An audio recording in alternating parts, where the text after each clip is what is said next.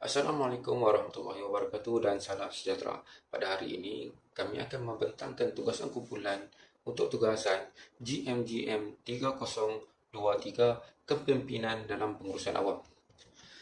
Kami terdiri daripada 4 orang ahli kumpulan, iaitu Khairil Azriza bin Khairul Izahim, Ahmad Farid bin Abdullah, Muhammad Faiz bin Ismail dan juga Wan Fazira Nabila binti Hamzan. Saya akan memberikan pengenalan kepada uraian berkaitan peranan pemimpin khususnya di dalam sektor awam bagi menguruskan diversity. Pemimpin agensi kerajaan kini tidak dapat mengelak daripada kepelbagaian yang merangkumi jantina agama, budaya, umur dan juga kewarganegaraan. Kepelbagaian ini penting dalam mewujudkan pasukan yang inklusif dan kompetitif serta membawa kemahiran dan idea baru. Pemimpin sektor awam perlu mengurus kepelbagaian dengan berkesan sebagai aset untuk meningkatkan prestasi organisasi. Kepelbagaian boleh meningkatkan kreativiti dan inovasi, namun pemimpin mesti berpengetahuan dalam menguruskannya. Pengurusan diversiti yang baik akan mewujudkan persekitaran kerja yang inklusif dan harmoni, penting dalam meningkatkan kecekapan perkhidmatan awam. Pemimpin yang berjaya menguruskan kepelbagaian akan membentuk budaya organisasi yang menghargai perbezaan dan mempromosikan kerjasama yang penting untuk pembangunan sosial dan ekonomi negara. Sesungguhnya, kepentingan diversiti dalam sektor awam di Malaysia. Kepentingan diversiti dalam sektor awam tidak dapat dinafikan lagi. Hal ini diberikan kerana diversiti ini mampu memberi banyak manfaat dalam usaha meningkatkan kualiti perkhidmatan kepada masyarakat. Malahan ia juga secara tidak langsung boleh memperkukuh keharmonian serta kestabilan dalam sesebuah negara. Dengan kata lain, diversiti dalam sektor awam sebenarnya telah menyokong prinsip keadilan dan kerjasama dalam pembangunan agensi masyarakat dan juga negara. Bagi meningkatkan kreativiti dan inovasi, diversiti sektor awam Malaysia boleh menjadi pembangkit kepada kreativiti dan juga inovasi kerana latar belakang yang berbeza membolehkan idea baru yang lebih kreatif untuk menyelesaikan masalah. Kepelbagaian pengalaman boleh digunakan ataupun digabungkan untuk menghasilkan penyelesaian yang lebih efektif seperti dalam merangka dasar kerajaan yang relevan dengan masyarakat pelbagai kaum. Selain itu, kepelbagaian meningkatkan daya saing organisasi dengan membolehkan mereka memahami dan memenuhi keperluan pelanggan dari latar belakang yang berbeza.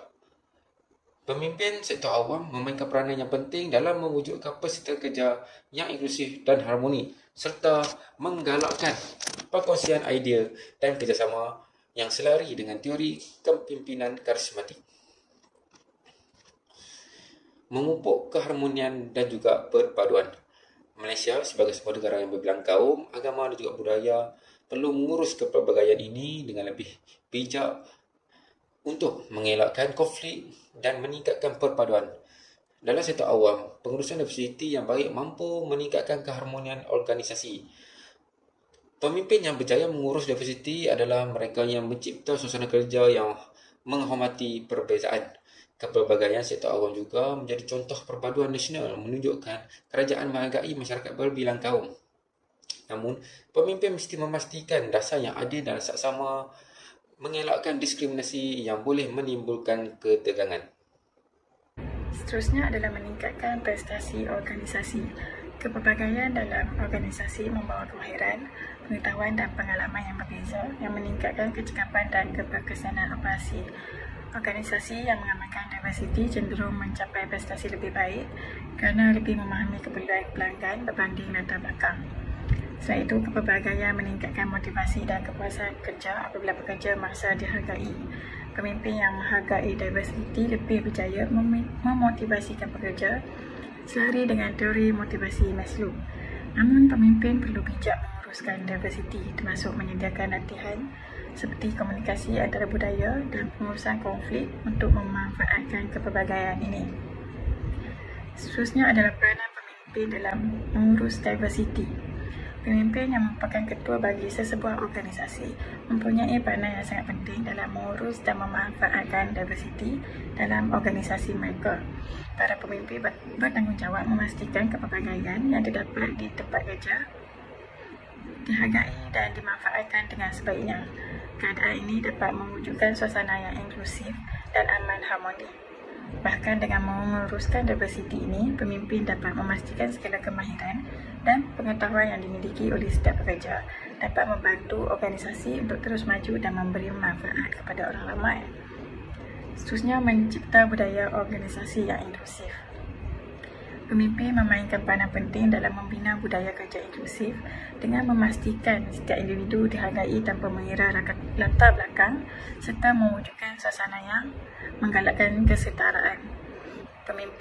Kepimpinan yang berpengetahuan dan berkemahiran adalah penting dalam memastikan semua pekerja merasa dihormati dan diberi peluang yang adil untuk berkembang tanpa sebarang bias dalam akses kepada latihan dan peluang lain. Seterusnya, menggalakkan komunikasi terbuka. Komunikasi terbuka memainkan peranan penting dalam menguruskan diversiti di tempat kerja. Pemimpin perlu mewujudkan persekitaran yang selamat di mana pekerja bebas menyuarakan pendapat tanpa rasa takut dihakimi. Ini membantu mengurangkan salah faham, meningkatkan kerjasama dan menggalakkan perbincangan melalui platform seperti mesyuarat atau sesi brainstorming. Pendekatan berhala di mana pemimpin mendengar maklum balas pekerja adalah kunci untuk membina persekitaran kerja yang menghormati perbezaan. Seterusnya adalah menyediakan latihan dan kursus yang bersesuaian. Latihan berkesan membantu kalangan awam memahami kepelbagaian budaya, nilai dan kepercayaan sekaligus meningkatkan kerjasama dan produktiviti. Pemimpin juga perlu terlibat secara aktif dalam latihan untuk menguruskan pasukan secara inklusif, menilai keberkesanannya melalui maklum balas dan memastikan kemahiran dipelajari di aplikasi dan tugas harian. Memastikan dasar yang adil dan saksama. Dasar yang adil dan saksama adalah penting untuk mengurus diversiti di tempat kerja. Pemimpin perlu mengelakkan bias dalam pengambilan kerja, kenaikan pangkat dan pembahagian tugas. Pengenalan dasar anti-diskriminasi juga membantu memastikan keputusan kerja berdasarkan kelayakan dan prestasi. Pelaksanaan dasar ini dengan baik dapat meningkatkan kepuasan pekerja dan prestasi agensi. Seterusnya, cabaran pemimpin menguruskan diversiti. Semua pekerja yang mempunyai manfaat tidak dapat lari daripada cabaran yang perlu dihadapi. Begitu juga dengan diversiti di sektor awam. Walaupun mempunyai banyak manfaat, ia juga tidak terkecuali datang bersama cabaran yang perlu ditangani oleh para pemimpin. Oleh hal yang demikian, pemimpin perlu memiliki kemahiran dalam menguruskan segala cabaran yang mendatang dengan berkesan agar tidak terus menjejaskan kualiti kerja dan memberi kesan kepada agensi kerajaan tersebut. Cabaran pemimpin menguruskan diversiti. Pertama, mengimbangi kepentingan berbeza. Pemimpin sektor awam perlu bijak mengimbangi kepentingan pelbagai pihak termasuk kaki tangan dan masyarakat serta mengekalkan kualiti perkhidmatan. Mereka juga perlu memastikan polisi yang ditetapkan oleh kerajaan tidak membebankan pekerja agar prestasi pekerja dan agensi tidak terjejas. Kedua, penentangan terhadap perubahan keputusan. Penentangan terhadap perubahan dalam sektor awam adalah cabaran kerana perbezaan latar belakang, kemahiran, perspektif bekerja. Pemimpin perlu memastikan keputusan dibuat secara kolaboratif dan telus untuk memenuhi keperluan semua pihak serta mengelakkan ketegangan. Ketiga, cabaran dalam menggunakan teknologi untuk mengurus diversiti. Walau bagaimanapun teknologi membantu dalam pengurusan diversiti, cabaran seperti akses kepada teknologi di kawasan luar bandar dan tahap kemahiran pekerja tetap wujud. Pemimpin perlu memastikan infrastruktur yang mencukupi serta menyediakan latihan untuk meningkatkan kemahiran pekerja terutama bagi yang kurang terdedah kepada teknologi. Strategi dan penambahbaikan pemimpin dalam mengurus diversiti. Strategi yang jelas dan teliti amat diperlukan oleh pemimpin sewaktu menguruskan diversiti yang terdapat dalam organisasi mereka. Keadaan ini bagi memastikan kepelbagaian dalam organisasi tersebut akan dihargai dan dimanfaatkan sepenuhnya. Malahan dengan mengaplikasikan strategi-strategi ini, pemimpin dapat mencipta persekitaran kerja yang lebih harmonis, seterusnya dapat meningkatkan produktiviti dan memaksimumkan potensi pasukan yang pelbagai. Selain itu, strategi ini sebenarnya dapat mengukuhkan lagi hubungan antara pekerja dan secara tidak langsung dapat memperbaiki perkhidmatan diberikan oleh masyarakat. Menerapkan nilai kepelbagaian dalam visi dan misi organisasi. Pemimpin sektor awam perlu menerapkan nilai kepelbagaian dalam visi dan misi agensi kerajaan.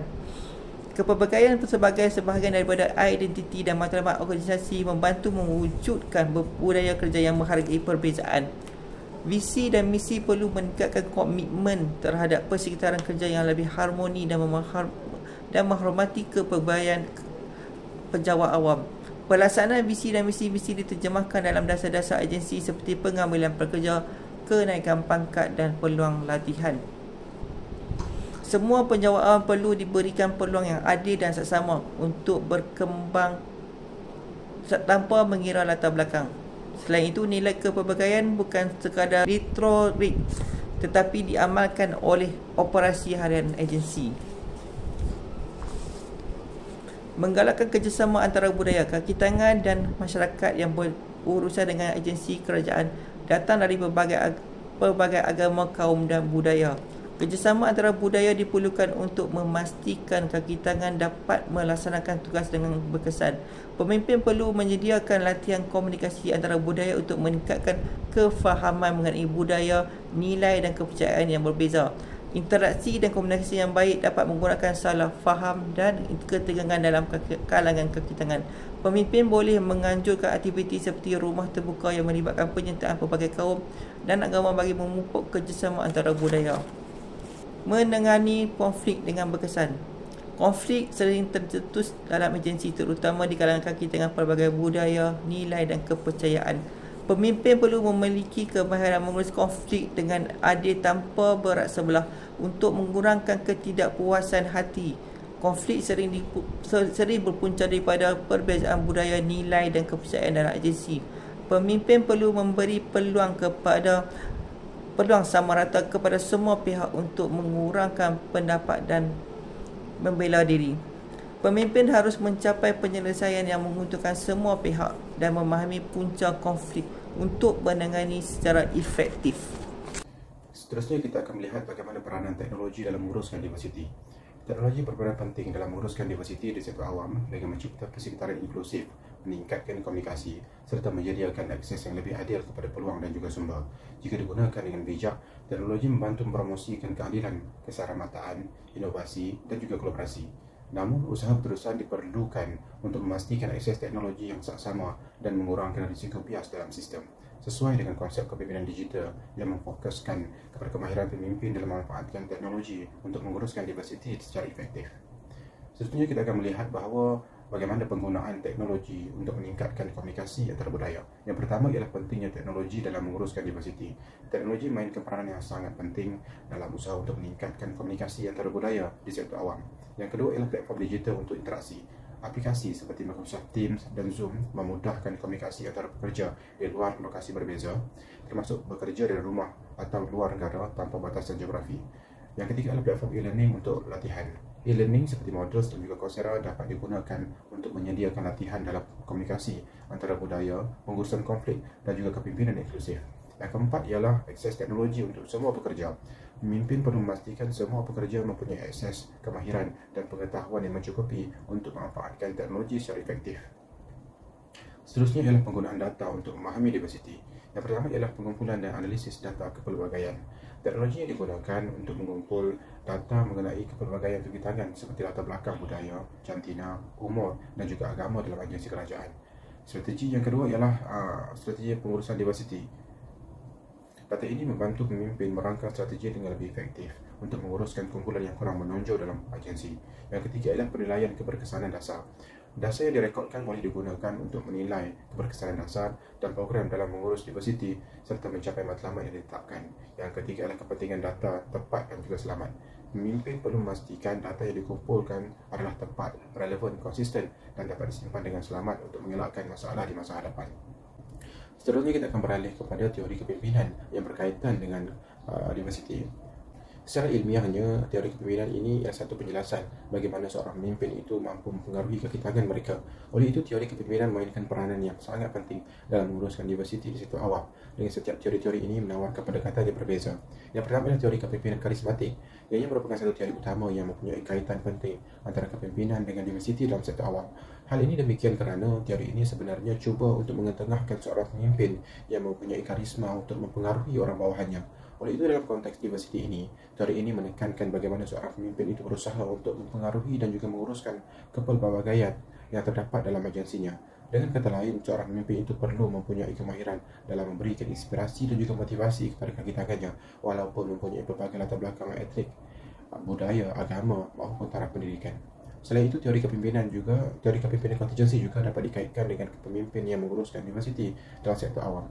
Namun begitu, teori ini agak umum untuk ditekankan kerana ia tidak mempunyai pendekatan tetap dan sesuai untuk semua situasi. Hal ini kerana bagi teori ini, gaya kepimpinan yang berkesan sebenarnya bergantung kepada faktor-faktor tertentu seperti situasi agensi serta ciri-ciri kaki tangannya. Walau bagaimanapun, sekiranya dikaji dengan lebih mendalam, teori ini boleh dijadikan satu situasi bagaimana kepimpinan boleh disesuaikan untuk menguruskan kepelbagaian yang wujud dalam agensi tersebut. Sementara itu, teori kepimpinan transaksional iaitu memfokuskan kepada tidak balas yang diberikan oleh pemimpin kepada pengikutnya, iaitu ganjaran atau hukuman berdasarkan kepada prestasi kerja yang diberikan. Oleh itu, teori ini boleh disimpulkan sebagai satu teori yang penting dalam menguruskan diversiti dalam sektor awam, kerana ia menekankan kepada kepentingan tidak balas yang diberikan oleh pemimpin kepada kaki tangannya yang terdiri daripada pelbagai latar belakang. Misalnya dalam sektor awam yang berdiversitikan ini, seorang pemimpin itu perlu menyediakan ganjaran atau hukuman yang jelas serta mempunyai sifat kesamarataan. Secara kesimpulannya, boleh kita lihat bahawa isu diversiti dalam sektor awam Malaysia merupakan satu aset yang berharga yang boleh dimanfaatkan untuk meningkatkan prestasi agensi kerajaan serta memupuk keharmonian sosial. Seterusnya, tidak langsung dapat menyumbang kepada pembangunan negara. Namun begitu, untuk mencapai matlamat ini, ia bukan suatu perkara yang mudah. Pemimpin perlu mainkan peranan yang sangat penting dalam mencipta budaya kerja yang inklusif, menggalakkan komunikasi terbuka, menjadikan latihan dan pembangunan, serta memastikan dasar atau polisi yang adil dan saksama kepada sebuah kumpulan. Tambahan pula dalam konteks sektor awam di Malaysia, kepelbagaian ini sebenarnya dapat membantu kerajaan untuk lebih memahami dan memenuhi keperluan rakyat yang berbilang kaum, agama dan juga budaya. Oleh hal yang demikian, pemimpin perlu memastikan bahawa dasar-dasar dilaksanakan adalah inklusif dan memikirkan keperluan semua kumpulan. Selain itu, seiring dengan kemajuan teknologi pada masa kini, pemimpin juga perlu memastikan teknologi ini dapat digunakan dengan bijak untuk menguruskan diversiti dalam agensi kerajaan, seperti memastikan bahawa semua pekerja punya akses kepada teknologi yang diperlukan dan kemahiran serta pengetahuan yang mencukupi untuk menggunakan teknologi tersebut. Akhir sekali, untuk meningkatkan pengurusan diversiti dalam sektor awam, terdapat beberapa perkara ataupun strategi, cadangan, penambahbaikan yang boleh dipertimbangkan. Perkara ini penting untuk diambil berat kerana dapat meningkatkan kecekapan dan keberkesanan perkhidmatan serta menyumbang kepada pembentukan masyarakat yang lebih adil, inklusif dan juga harmoni. Sekian sahaja daripada kumpulan kami. Assalamualaikum warahmatullahi wabarakatuh.